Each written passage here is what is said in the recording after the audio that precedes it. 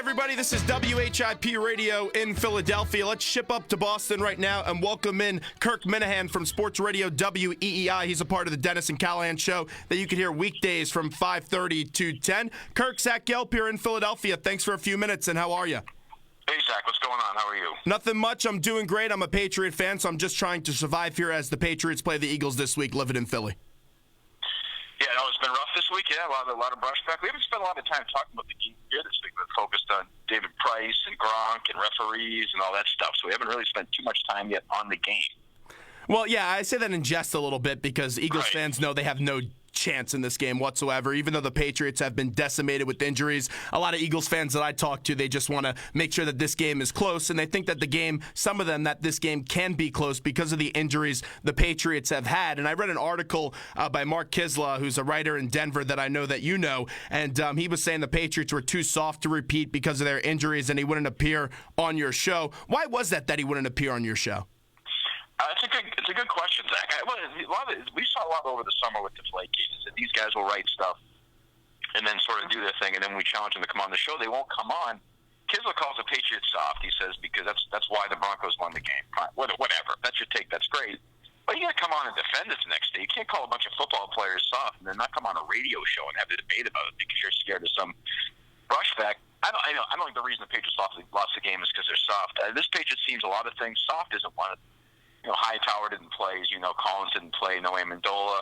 No Edelman. They lost Gronkowski in the game itself. I mean, the reason they lost that game is because, A, the refs made some questionable calls in bad spots, and B, they were undermanned. I mean, the Broncos have excellent defense. They won the game. Great, but the reason they lost that game is this Patriots team, if you haven't seen it this year, I'm sure everybody has. The last thing they are is soft. Yeah, and I agree with it. I think they're playing with something to prove with everything that happened over the summer, and they always have that next man approach mentality, as Belichick just does always a great job each and every year of finding ways to utilize guys at their best positions as possible. But getting back to the writer point, I always find writers interesting on sports talk radio because we've had guys like here in town in Philadelphia, this guy Mike Sielski wrote an article bashing the Temple football team, and he was nice enough to come on and defend his article, although we disagreed with him. But then you get a lot of writers that just are really, you're right, afraid to come on radio shows. Like a guy up in Boston, Ben Volen. I always thought it was comical. We tried to get him on once, and he wanted money out of a college radio station. So I thought that was a bit. Serious? Yeah, I'm being dead serious. Yeah, we had him on a lot over the summer because he was one of these guys who, thought that this whole thing, this Deflategate thing, was the Patriots from the wrong and Belichick was in the wrong. And usually good with us. That's funny. Yeah, I've given up on these writers that, the media in general, they love killing athletes. They love doing this, love doing that. I'll do that like everybody else. That's great, but you can't be sensitive. You can't have it both ways. You got to take the heat. You have to. And that's what you do. You go out there and you're not afraid to ask the tough, hard-hitting question, even if Tom Brady is on the line, that he comes on your show each and every Monday. And that's why I love your style. Do you think some of those writers, though, are afraid of you to come on the show because they know that you're going to be honest with them? Well, I don't know if it's afraid of me. I mean, I think they're afraid. I think the show over the summer got a little bit of a reputation. These writers are, and Twitter is, and then all of a sudden Twitter, like this guy Kisler yesterday wrote that. A bunch of people tweeted out, and then Kisler got, the hell beat out of him. And these guys aren't used to that. They're used to some local stuff. When it comes to another market and it gets bigger and bigger and bigger, they melt. And it's too bad because it's fun. It's not real. It's fun. You go in, you have a good time, you have a legitimate disagreement, you have a fight, and then you're done. I don't think it's a big deal. If you're going to write a column like that, I mean, that's trolling. You want New England people to be focused on that. I think that's your goal, isn't it? Yeah, you're right, as we're talking to Kirk Minihane from Sports Radio WEEI. So let's get to the Patriots. Like we mentioned, this has been a team that's been decimated with injuries. Gronkowski won't play this week. Who's that next guy up in the passing game for the Patriots to help Tom Brady out? I mean, you've seen it. I mean, obviously, you saw it last week. Brady's struggling right now offensively. He's struggling right now. There's that issue. Scott Chandler, so far, and this has happened in the life of Brady, whether it's with Ocho Cinco or you go all the way back with Donald Hayes, there are examples where he just has not been on the same page as a guy who you brought in who you thought was going to be a contributor. Scott Chandler, so far, it just hasn't worked out. They're going to beat the Eagles this weekend at home. I mean, they're just going to do that. And they'll win, I think, pretty comfortably. And, maybe a guy like Bolden will make some plays. Maybe Chandler will finally make some plays. LaFell, Amendola is going to play in the game, so you're going to have him. I mean, they'll do enough, I think, to beat a bad Eagles team. If this was another good team coming into Foxborough this week, I think it'd be a tough challenge offensively for them to move the ball. And one thing that's surprising with the Patriots, because they never have the best running backs, but they always find a way to produce really solid running backs and have a running back by committee. This year, their run game hasn't been good. I think they're, 29 or 30th in the league. How concerned are you with their run game? Because you know when you get into playoff football, like you saw in that Colts championship game last year, you have to eventually run the football. Well, Blunt's been that guy for the last couple of years when it's gotten colder. He has not had a good year. He just hasn't. He's been a little slower than usual. His yards per carry is down. That's a concern when the weather gets bad. There's no doubt. Dion Lewis was great. He wasn't rushing for a lot of yards, but out of the backfield, he was as productive a back as Brady has had in forever, particularly as a pass catcher. So, yeah, if you want to list the Patriots' concerns, I don't know if it's number one, but that's definitely a worry when weather gets bad. This weekend, the weather's going to be good up here. It's going to be in the 50s. That's not an issue. But, yeah, into December and January football, they're going to have to find that guy. They think it's Blunt, but so far this year, he's not been that guy.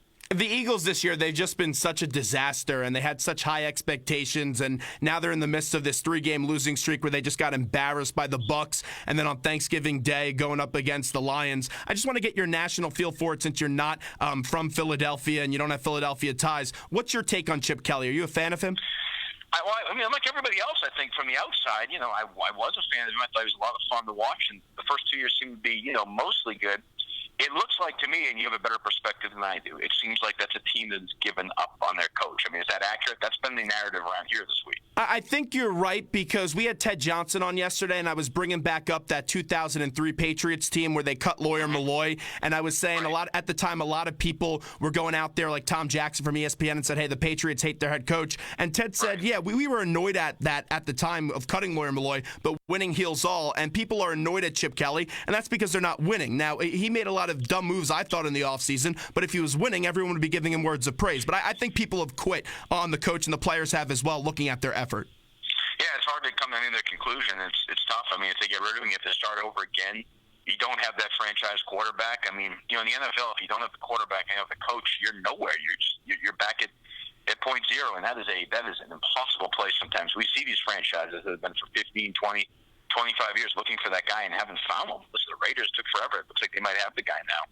So yeah, it's a tough one, and I don't know where Kelly will be next year, but yeah, I'm stunned to see this go so bad so fast. And the big enigma to me was bringing in Sam Bradford. And I think there was more to that move. I thought he was trying to get some more ammunition to go up and trade for Mariota, and then eventually the price was just too high. But Bradford's going to return this week. Does anything scare you about Sam Bradford? No, not much. I'll be honest. He's fine. He's an adequate guy. I don't think Belichick's going to have a hard time. The Patriots' defense is really good, and they're going to get Jamie Collins back this week and maybe even Hightower. I think it's going to be a game where the defense has their way with Philly. I think it'll be like a 27-17 kind of game, not even as close as the score is. It doesn't worry me. The Patriots are pretty damn good against the run. I just think it's put it this way, after last week and given the injuries they have, it's the perfect team to roll into Foxborough, I think, this week. And also, with that Patriots defense, I think they are a very underrated unit, and they lost Browner and Revis in the offseason, but Bill went out there and really beefed up that front seven and made some improvements there. I like what I see out of Jabal Sheard. But Malcolm Butler continues to impress. I was at that Patriot-Giant game a few weeks ago. He was great in that game. I know he gave the touchdown early, and that was also kind of McCourty's fault. But he was great in that game. He has an attitude. He's physical. He's aggressive. He's been playing at a Pro Bowl level this year, and he's not afraid to be challenged. He's been great, and Logan Ryan's been good in that two-corner position.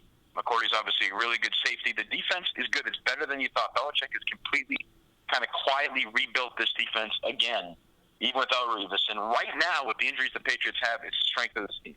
How does Bill continue to do that, to get a guy like Malcolm Butler to be playing at a Pro Bowl caliber level?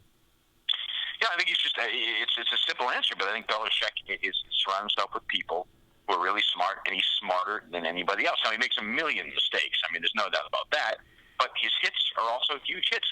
A lot of other coaches in the league and general managers in the league would have kept Revis even with the big salary cap hit, but Belichick's not going to do that. He's not afraid to do things. That's the other thing. There's no fear. Other coaches and GMs around the league operate in fear. Belichick doesn't do that, and that allows him to make moves like this. You said Sheard, Dion Lewis. He's made a lot of moves in this offseason. Not huge ones. They never win that. They never win the offseason headlines. But the quiet, under the radar moves that work out.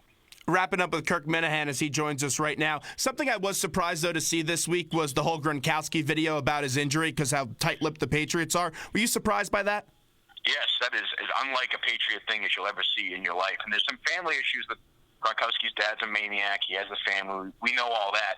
But for the Patriots to put together a basically co-author an injury report about Gronkowski is unprecedented, and also goes to show you that Belichick is getting, as he gets older, a little more flexible. Put it this way, 5 or 6 years ago, he wouldn't have done that. No way. Now he understands how much Gronkowski means. He understands there's been some injury history in the past where Gronkowski had some Patriots doctors sort of let him down. There's some inconsistencies. Belichick feels like, I think at this point, Gronk is one of these guys he has to do that with. Gronk's also a guy where, at the end of the year, he might not play him, even though normally he'd play other guys. Some guys, no matter who the coach is, whether it's Red Auerbach with Bill Russell, Bill Parcells with Lawrence Taylor, there are exceptions for every coach, and Gronkowski is that guy for Belichick. Minus the injury that Gronk suffered, a big story was the refs from that Sunday Night Football game. And I never understood defensive pass interference, but I don't get offensive pass interference either. Is Gronk just being unfairly targeted for offensive pass interference? Well, he has more offensive pass interference calls against him than 30 teams in the league. So, I hate doing the homer thing. I don't know. I'm not going to do this idea that the refs all get together. It's a conspiracy against Gronk's a little strong. But something's going on. And listen, the refs stay. The Patriots lost the game the other night. The refs played a big role. But the refs could have played a big role against Denver in that game. They played. The officiating right now is terrible. Goodell comes out yesterday and says the officials are great. It's a joke. We know it.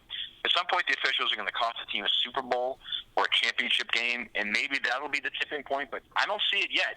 They're terrible each and every week, and the league doesn't seem to care. People keep watching. And we got some pretty bad refs this week, the reassigned refs. No kidding. God, reassigned was a disaster.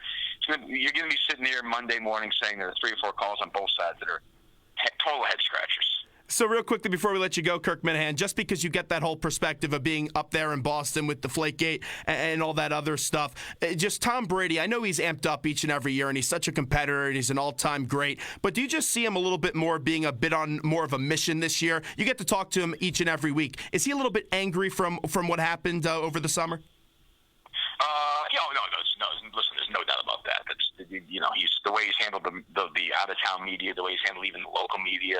There's no doubt he thinks the world has been against him, and I can understand that. I mean, look, I started out as a skeptic. I didn't believe Brady at first, but as more and more evidence came out, it's hard to come to any other conclusion than the league wanted to get the Patriots, wanted to get Belichick, and settled on Brady. So yeah, right now it's sort of scorched earth stuff, and from my perspective, I totally understand it. Kirk, we appreciate a few minutes. Thanks so much. Anytime.